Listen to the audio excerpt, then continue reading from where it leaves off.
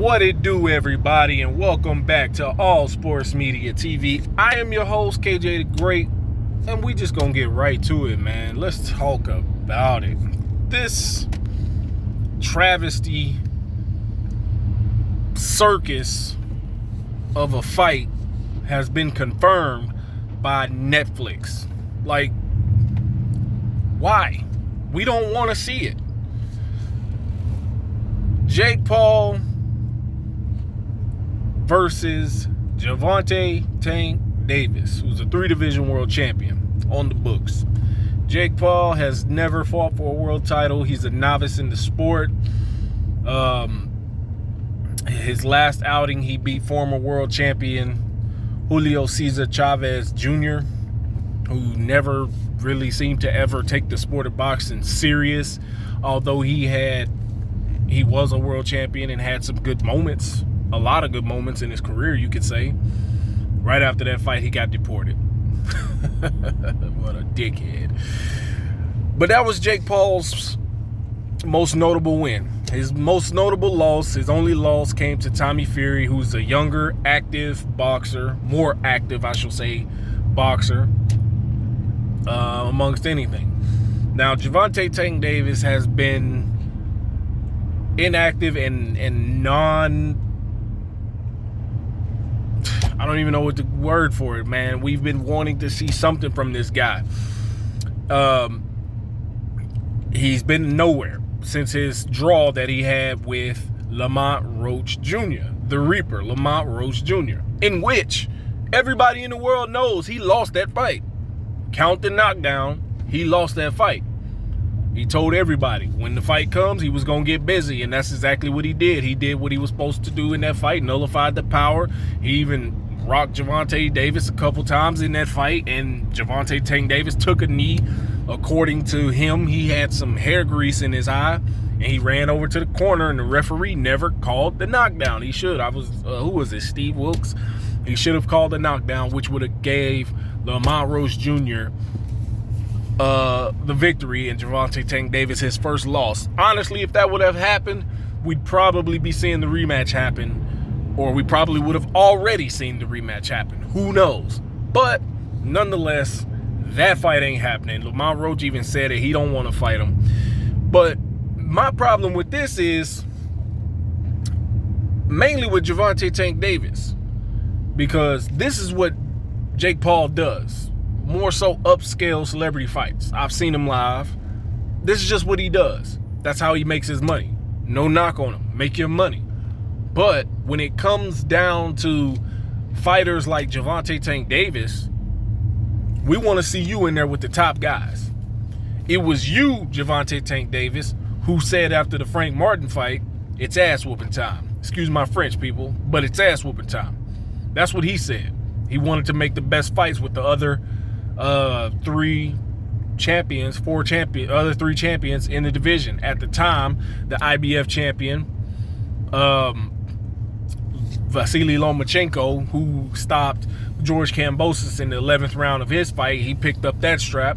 And then you had the WBO champion at the time. It was Denis Berinchyk, who got stopped by now former WBO champion Keyshawn Davis. And then you have the current WBC champion, Sugar Shakur Stevenson. That was your hit list. That was your hit list. And you said you wanted to be undisputed. But you point the finger at fighters like Terrence Crawford for linking up with Turki Al-Sheikh, getting big fights done with big money included, saying, oh yeah, he need the money. He need the money. Well, it was reported that if this draw didn't happen, you would have fought Jake Paul earlier for upwards of $40 million. That's what leaked out, is Jake Paul was going to get that type of bag and you were going to get that type of bag. So what is it? Are you in it just for the money solely? Are you done with boxing? Halfway in, halfway out type of deal? If so, vacate the title. Nobody has a problem with buying a Gervonta Tank Davis fight But boxing fans and people who love the sport and other fighters have a disdain with you holding on to the title. Give it up. Because in my opinion, the road to undisputed was mapped out pretty easily for you. All you had to do was make the fight with Dennis Baranchyk. Would have been an easy fight for you to make. You're clearly the A side regardless. And I believe you would have stopped him, knocked him out within 4 rounds of that fight as well. Then you say, okay, who do I want next? Or do I want to sit back and wait for Shakur Stevenson and Lomachenko winner, because they could have made their fight happen? Or you could have just said to hell with it. I'm going to go fight Vasily Lomachenko and pick up that strap. And then that's 3 straps you got. Then you go to the table with Shakur Stevenson for undisputed.